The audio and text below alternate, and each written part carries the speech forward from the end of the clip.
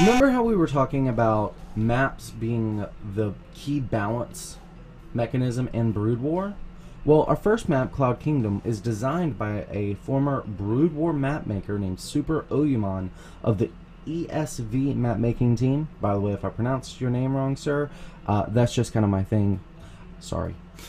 In any case, at the time he had made this map, he claimed to have 7 years of mapmaking experience, and that all 7 of them went into this map. The reason for this map, the metagame at the time, was the Death Ball.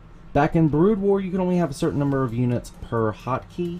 In Wings of Liberty, this was changed, and we saw people taking advantage of it in some pretty devious ways, in which was later termed the Death Ball. This map, Cloud Kingdom, has many features on it that are designed to break the Death Ball.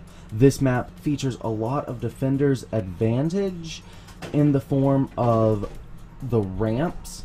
Early game is still allowed to have a little bit of light harassment. The big giant armies, all ends early on, are discouraged by the destructible debris in the middle of the map along those ramps. Even when you do have a larger army, there's a huge defender's advantage to anyone on their side of the map. So if you attack into your opponent, you will be attacking into a weaker position.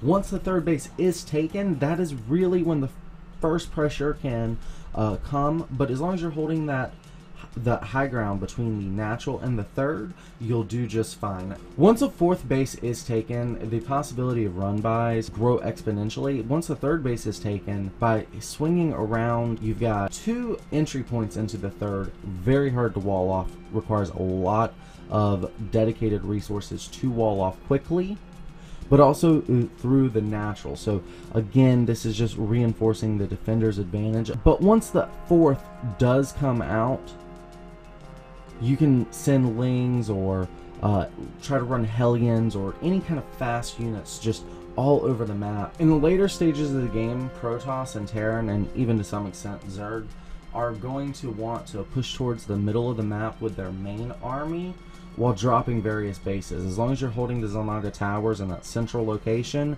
dropping, harassing, just hitting the flanks and edges of your opponent while holding that central point will give you a huge amount of map control.